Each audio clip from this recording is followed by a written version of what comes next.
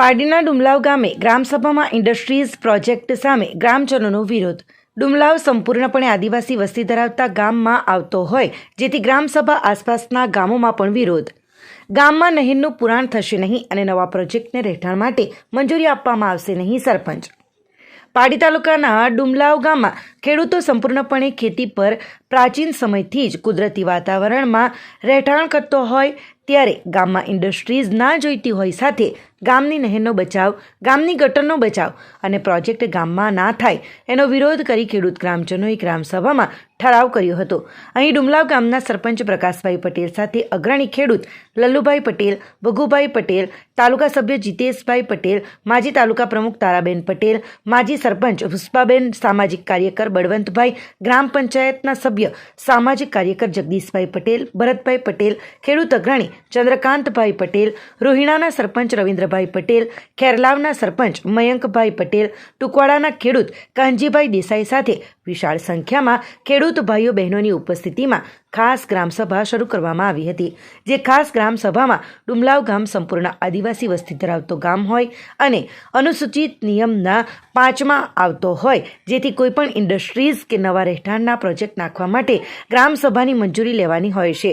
જે મંજૂરી ગામમાં પ્રોજેક્ટ નાખી કોઈ ઈસમોએ ના લીધી હોય અને નહેરમાંથી જે પાણી ખેડૂતોને મળે છે એ નહેરનું પુરાણ થનાર હોય, ગામની ગટરનું પુરાણ થનાર હોય, વળી નવા પ્રોજેક્ટથી ગામની શાંતિ ભંગ થનાર અને ખેડૂતોને નહેરનું પાણી ના મળતા નુકસાન થશે એ તમામ બાબતની ચર્ચા કરવામાં આવી હતી તથા ગામમાં ઇન્ડસ્ટ્રીઝ, નવા પ્રોજેક્ટ કે નહેરનું પુરાણ કે ગટરનું પુરાણ ન કરવા માટે ઠરાવ ગ્રામસભામાં કરવામાં આવ્યા હતા। સરપંચે જણાવ્યું હતું કે આ ગામથી ખેડ સત્યાગ્રહની શરૂઆત થયેલી અને ઉત્તમભાઈ પટેલ તથા ઈશ્વરભાઈ દેસાઈની આગેવાની હેઠળ ગરીબોને જમીન મળેલી છે। એ જમીન ખેતી કરવા માટે છે જેથી જમીન ખેડૂતોની બચાવવા માટે ગામમાં નહેરનું પુરાણ થશે નહીં અને નવા પ્રોજેક્ટને રહેઠાણ માટે મંજૂરી આપવામાં આવશે નહીં। આ ગામ અનુસૂચિત 5માં આવે છે જ્યાં સંપૂર્ણ આદિવાસી વસ્તી છે અને સ્વચ્છ પર્યાવરણ, પ્રદૂષણ વગર ખેતી કરવામાં આવી રહી છે। જો નહેરનું પુરાણ કરવામાં આવશે તો આંદોલન કરવામાં આવશે, ઉપવાસ કરવામાં આવશે અને લડત ચલાવવામાં આવશે। ગ્રામસભામાં ઉપસ્થિત ખેડૂતોએ ઠરાવમાં પોતાની સહમતિ આપી હતી અને ગામની અંદર કોઈપણ પ્રકારના કંપનીની સ્થાપના, રહેઠાણના પ્રોજેક્ટ કે અન્ય કોઈ બાબતે પરમિશન ન આપવા માટે માંગણી કરી હતી। આમ આજે રવિવાર હોવા છતાં પણ ખાસ ગ્રામસભા બોલાવી દરેક ગ્રામજનો અને ખેડૂતો આ બાબતે ચિંતન કરી વિરોધ કર્યો હતો અને ઠરાવ કર્યો હતો। જે ઠરાવ અધિકારીઓને મોકલવામાં આવશે અને કોઈપણ પ્રોજેક્ટ નાખવામાં આવે તો એને અટકાવવામાં આવશે। નહેર જો અંડરગ્રાઉન્ડ બનાવવામાં આવશે તો અટકાવવામાં આવશે। ખેડ સત્યાગ્રહ જે ગામથી ઉત્પન્ન થયું એ ગામમાં ફરીથી આ બાબતે વિરોધ ઉત્પન્ન થયો છે।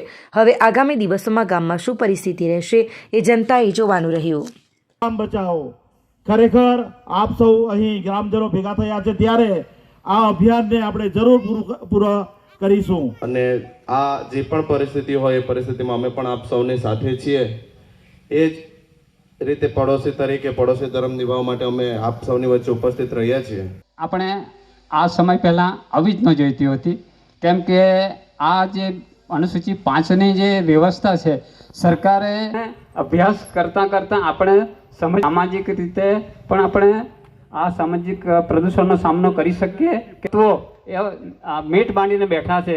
આપણે જો વાવીએ તો ઉગે, વાવવું તો લડવું, ભલે થોડું ઘણું જાય, મહેનત કરવી જ પડશે। હવે અવધ હેલિકોનિયા વિશે તો આજુબાજુના ગામની પરિસ્થિતિ અત્યારે આપણે જોઈ રહ્યા છે। અંબાજ છે કે પરિયા છે, નજીકની ગામની વાત કરીએ તો એટલી બધી કંપનીઓ આવી છે। એ જ સાથે કહું છું કે આજે આપણને નથી ખબર પડતી કે આપણી જમીનનું શું વેલ્યુ છે, પણ આપણે જો આગલી પેઢી એના માટે જો નહીં બચાવશો તો આગલી પેઢી આપણને ખૂબ કોસશે। કોઈ પણ કાયદાનો અમલ થાય તો સર્વોપરી ગામ સભા હોય છે।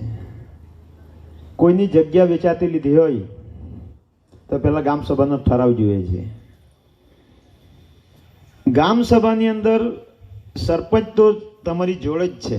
અત્યારે ગામમાં જમીન દલાલો દ્વારા આપણે જે નહેર જે છે દસેલની પસાર થાય છે એના પર એ લોકો જે નહેર વિભાગની મંજૂરી લઈને પુરાણ કરવાની વાત કરે છે અને અંડરગ્રાઉન્ડ કરવાની વાતો કરે છે ત્યારે અમારા 5 ફળિયાઓમાં ભવિષ્યમાં પાણી ન પહોંચે એ કારણે ખેડૂતોમાં ભારે ઉગ્ર રોષ જોવા મળ્યો હતો અને આ લોકોએ જે તાર કમ્પાઉન્ડ કરવાનું ચાલુ કર્યું એ રોડની ગટરોમાં કમ્પાઉન્ડ કરવાનું ચાલુ કરી દીધું હતું, જેના કારણે ગામમાં ભારે રોષની લાગણી જોવા મળી હતી. જેના કારણે ગામ લોકોએ મને લગભગ 300 જેટલા ગામ લોકોએ મને સહીથી ખાસ ગ્રામસભા બોલાવવા માટે માંગણી કરી હતી.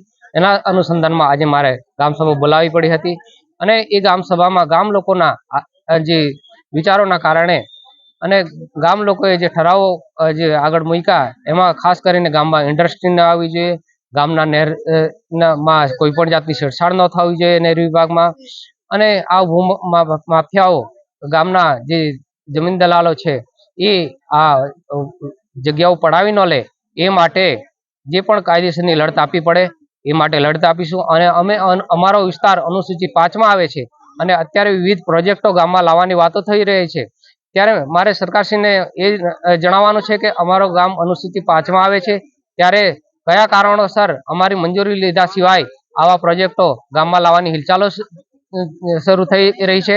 તો એના સામે અમારો સંપૂર્ણ વિરોધ છે. એ બાબતે ગામ લોકોનો જે વિરોધ હતો તેના કારણે ગ્રામસભા બોલાવી પડી. અત્યારે આજે જે ઠરાવો પસાર થયા એમાં ખાસ કરીને કે જે 10L નહેર ગામમાંથી પસાર થાય છે એ નહેરમાં કોઈ પણ જાતની છેડછાડ ન થવી જોઈએ અને ખેડૂતોને વ્યવસ્થિત રીતે પાણી મળે એ ન થવું જોઈએ. બીજો ઠરાવ એ કે ગામમાં મોટા પ્રોજેક્ટો કે આ ફેક્ટરીઓ ન આવવી જોઈએ કે ગામના આદિવાસીઓને અસ્મિતા, જળ, જંગલ અને જમીનને નુકસાન કરે એ ન થવું જોઈએ. અને ઠરાવ કે ગામમાં જે છે જે આપણે ગટરોમાં આ લોકો પુરાણ કરીને જે બાઉન્ડ્રીની વોલો બનાવી રહ્યા છે એ ન થવું જોઈએ એ બાબતની સરકારશ્રીને જાણ કરો. ગ્રામસભામાં વિરોધમાં અમારે છે ને કે જે કંપનીઓ આવે છે એની સાથે બીજી બધી પ્રજા આવે એટલે ગામમાં ચોરી ચકારી થાય અને બહારની પ્રજા અહીંના ગામના પ્રજાને નુકસાન પહોંચાડે, એના માટે અમારો મોટો વિરોધ છે. બીજું કે ખેતી, એ અમારે ગામ ખેતી પ્રધાન છે એટલે ખેતી માટે મોટું નુકસાન થાય કે પાણી બગડી જાય, પીવાનું પાણી બગડી જાય અને એના માટે ભારે નુકસાની ગામ લોકોએ વેઠવી પડે. એના માટેનો અમારો મોટો વિરોધ છે અને એના માટે અમે એક ગામ સભાનું મોટું આયોજન કર્યું છે.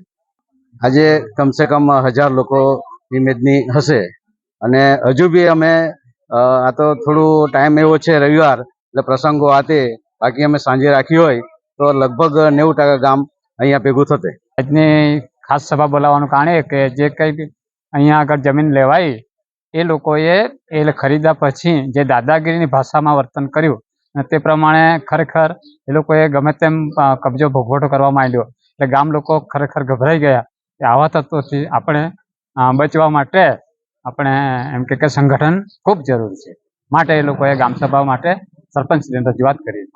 એટલે એમનો વિરોધ એ છે કે આવી રીતે બહારના તત્વો આવીને અમારી નહેર પુરાઈ જાય અને અમને જે કંઈ બી પાણી વગેરે જે કંઈ બી જોઈએ તે મળતું બંધ થઈ જશે અને રસ્તા ઉપર સાંકડા કરી નાખે એ લોકો આવી રીતે, અને આવી રીતે એ લોકો દાદાગીરી કરશે.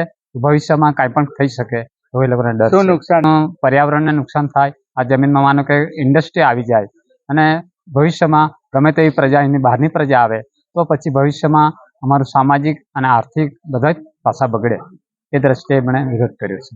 આપણી સંકલ્પ ન્યૂઝ ચેનલને સબસ્ક્રાઇબ અને લાઇક કરો, બેલ આઇકન દબાવો જેથી આવનાર ન્યૂઝ અપડેટ્સની નોટિફિકેશન આપના મોબાઈલ પર સૌથી પહેલા પહોંચે.